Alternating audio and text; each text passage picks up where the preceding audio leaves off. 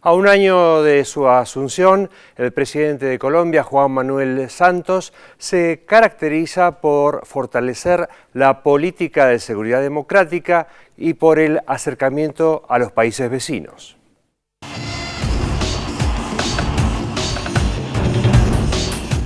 Desde su primer mensaje al país, el presidente de Colombia, Juan Manuel Santos, planteó las premisas de su gobierno sin desmarcarse por completo de algunas improntas del uribismo, como la denominada política de seguridad democrática, que bajo el pretexto de combatir a las guerrillas, justificó la proliferación de asesinatos extrajudiciales de opositores y campesinos, conocidos como falsos positivos.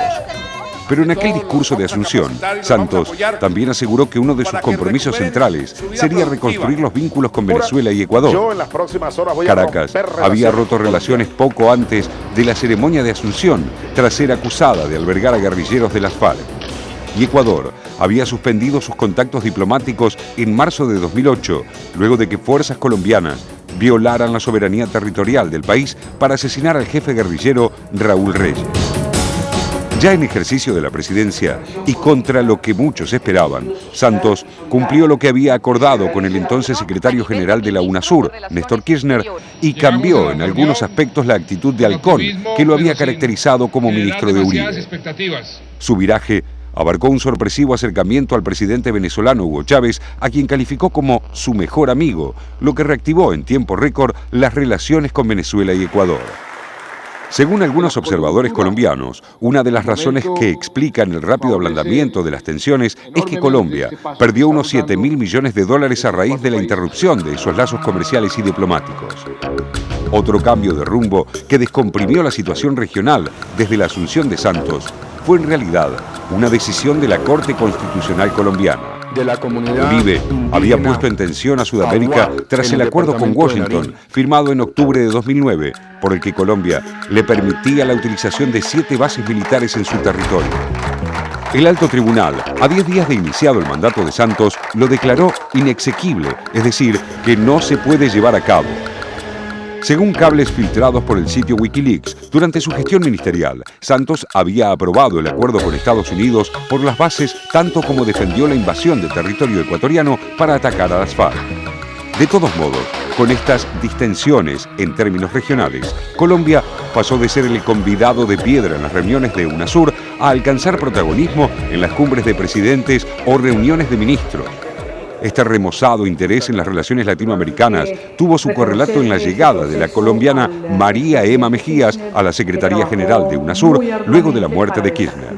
En la cumbre extraordinaria de UNASUR, celebrada en Lima a fines de julio de 2011, Santos propuso que se organice un cónclave con carácter de urgencia entre los ministros de Economía de los países miembros para debatir los efectos de la crisis financiera global en la región. Sin embargo, el presidente colombiano, tal como se vio en su reciente visita oficial a México, no descuida tampoco el fortalecimiento de la denominada Alianza del Pacífico. Este acuerdo, que suscribieron en abril de 2011 los presidentes de México, Chile, Colombia y Perú, fue pensado inicialmente como un foro para agrupar a países que tenían en común, además de la proyección oceánica que le da su nombre, la adopción de políticas económicas libremercadistas y un vínculo especial con Estados Unidos, propósito que se alteró con la asunción de Ollanta Humala como presidente peruano. Pero el atenuamiento de posicionamiento político de Santos motivó que incluso el ecuatoriano Rafael Correa lo invitara a unirse a la Alianza Bolivariana de las Américas, ALBA, y a discutir en ese marco una estrategia conjunta para minimizar una eventual crisis derivada de los problemas financieros de Estados Unidos. La frase que utilizó Correa en su programa radial de los sábados fue muy ilustrativa. Ya no somos los países populistas los que proponemos ser más independientes de los países hegemónicos, lo propone Colombia. En el orden interno, sin embargo, el perfil de hombre fuerte que Santos cultivó desde el Ministerio de Defensa no ha mermado. El resultado operacional tan importante para el país, en este momento tiene comunicación con el presidente Juan Manuel Santos. Señor ministro. General Naranjo y a todos los hombres que participaron en esta operación. El 17 de septiembre de 2010 autorizó la realización de la Operación Sodoma, en la que fue asesinado el jefe de las FARC, Jorge Briceño, conocido como el Mono Jojoy, junto a 2 decenas de guerrilleros en cercanías de la población de La Macarena. Y mantiene su propósito de derrotar militarmente a las guerrillas, rechazando cualquier posibilidad de diálogo. La sociedad colombiana continúa concediéndole crédito a su gobierno a un año de iniciado. Una encuesta de la consultora Ipsos indica que el 60% de los colombianos cree que Juan Manuel Santos está cumpliendo sus promesas electorales. Y aunque otras consultas dejan a la vista cierta pérdida de adhesiones, el mandatario sigue firme en las preferencias de la gente. El respaldo general hacia su gobierno alcanza un 70%. Pero no todas son mieles. Según el mismo estudio de Ipsos, la percepción de sus compatriotas respecto de cuestiones de la agenda pública, como la lucha contra la corrupción, cayó del 71 al 58%. Y el desempleo y la inseguridad ciudadana siguen siendo los principales problemas que preocupan a los colombianos. Más allá de las encuestas, hay un área en la que el gobierno de Santos todavía no ha podido exhibir mejoras: los derechos humanos. Según organizaciones no gubernamentales, durante su administración no han cesado los homicidios de líderes campesinos y dirigentes y activistas sociales, así como sindicalistas han sufrido cientos de amenazas y agresiones, incluyendo al menos 34 asesinatos que habrían sido perpetrados tanto por grupos paramilitares de extrema derecha como por miembros del aparato de seguridad del Estado. Santos, por su parte, es cauto. Asegura que recibe con los pies en la tierra el apoyo que aún le prodigan sus conciudadanos y no esquiva los desafíos pendientes que para el mandatario colombiano son implementar el Plan Nacional de Desarrollo, promover estrategias para mejorar la situación del empleo, reducir los índices de pobreza y el mejoramiento de la seguridad. Durante su primer año de gobierno, logró sacar adelante la ley de tierras, la reforma a las regalías, las leyes de la regla fiscal y sostenibilidad fiscal y la ley de ajuste tributario, un conjunto de medidas que intentan equilibrar la presión impositiva. La ley de suelo y vivienda también aportó oxígeno a su gestión al habilitar, en este periodo, unas 4.000 hectáreas para la construcción de al menos 600.000 viviendas, con la ambiciosa propuesta de edificar 1,5 millones de casas en 4 años. Entre las decisiones pendientes, pero urgentes, están la reforma a la justicia, a las corporaciones autónomas regionales y la actualización del Plan Obligatorio de Salud. Que a los pobres no los vamos a defraudar. A los pobres no les fallaremos. Le quedan otros 3 años de mandato para cumplir con las demandas pendientes y conseguir justicia para vastos sectores de Colombia. Bueno, hace un año entonces recibía el presidente Juan Manuel Santos una Colombia con un alto nivel político de agresividad, de un presidente o de un expresidente ahora que tenía un porcentaje altísimo de popularidad, del 80%. Y realmente si fue algo que en lo que fue un maestro Santos fue justamente en desmarcarse del gobierno de Álvaro Uribe y reorientar Colombia. Yo creo que sobre todo en 2 aspectos marcaría, como decía el informe, respecto de la política exterior, porque sin digamos, cambiar la relación con Estados Unidos, sí se fue acercando mucho más a América del Sur. Por otro lado, fue el artífice junto con Chávez del regreso de Zelaya a Honduras y también el regreso de Honduras a la OEA. También, de alguna manera, en política exterior, el tema de las bases militares lo dejó en suspenso por ahora, digamos, no lo reactivó ni lo desactivó tampoco, o sea, se mantuvo así. Y la última iniciativa del UNASUR fue justamente de él. Entonces me parece que esto hace que muestra como él, yo le diría que hace como una de cal y una de arena, ¿no? Como el caso de Honduras. O sea, por un lado permitió que volviera a Zelaya, pero por otro lado legalizó un presidente como Porfirio Lobo que estaba, digamos, muy cuestionado.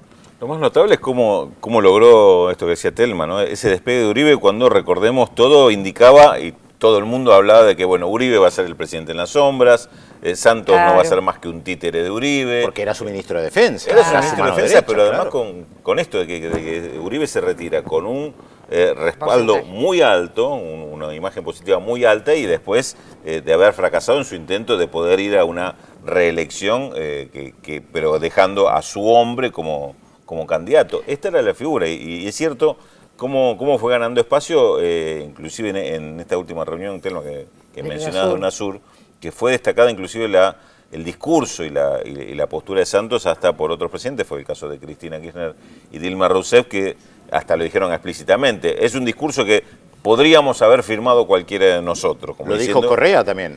Sí. Diciendo, Santos está planteando esto, porque no lo decimos nosotros. Claro, fue un discurso muy cuestionador de la postura que está teniendo Estados Unidos con respecto a la crisis, con respecto a las consecuencias que pueden tener para otros países, fundamentalmente de la región. Llegó a calificar de irresponsables a los gobernantes de Estados Unidos, que en palabras de un presidente colombiano que viene del uribismo, no es poco, ¿no? No, claro. Bueno, esa cosa de desmarcarse me parece que también lo explica lo que decías vos. Fue ministro de Defensa de Uribe. Fue el que mandó a bombardear a Reyes, el campamento de la FARC, en el Ecuador, cuando murió Reyes. Y ahora resulta que aparece con una figura, entre comillas, un poco más negociadora respecto al tema de la guerrilla. Ahora, digamos. la sorpresa no fue solamente nuestra. Ayer estuvo en Colombia el expresidente Lula de Brasil, y él también felicitó a Santos públicamente y dijo que todo el mundo estaba asombrado de cómo Santos había logrado de revertir esa imagen que había de Uribe peleado con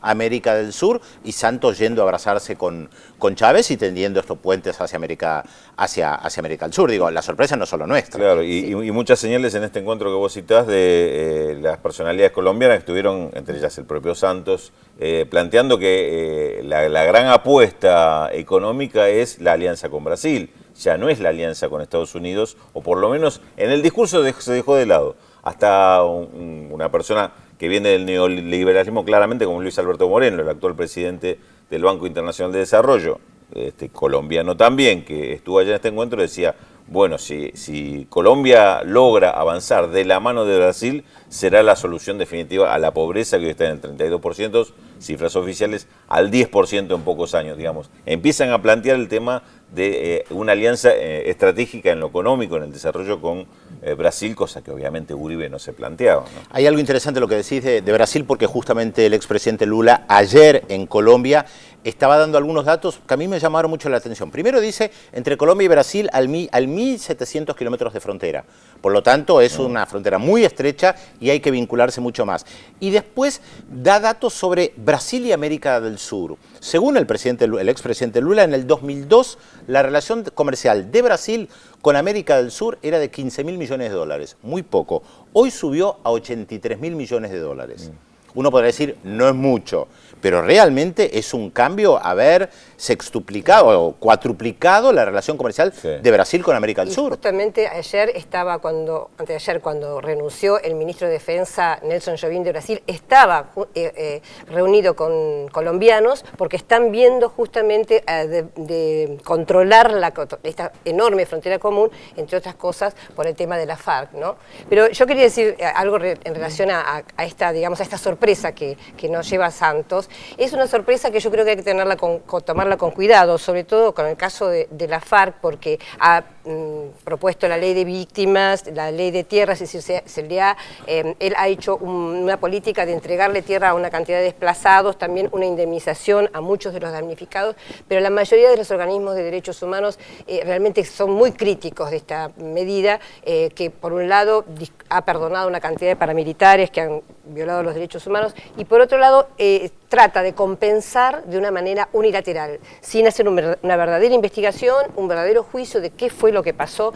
Trata de alguna manera... Por eso tenemos que señalar todos los aspectos. Esto claro, que vos señalás a nivel interno, cómo él continúa la lucha contra la FARC, y por el otro lado, lo que implica haber congelado las bases norteamericanas. Recordemos que Uribe fue obligado a ir a Bariloche, a la cumbre de UNASUR, a dar explicaciones sobre las bases. Y dobló la apuesta. Exactamente. Pero lo que yo quiero decir de Santos es que me parece que hace un doble juego. O sea, por un lado, él dice, yo no tomo la batalla de la FARC solamente como un tema militar, sino también como un tema político. Lógico. Dice eso, pero en realidad cuando actúa, vos te das cuenta que sí, hasta pone una pátina como la ley de vivienda, como la ley de indemnizaciones, una pátina que parece dialogadora, diplomática, y de hecho lo es, pero mínima, y en realidad, bueno...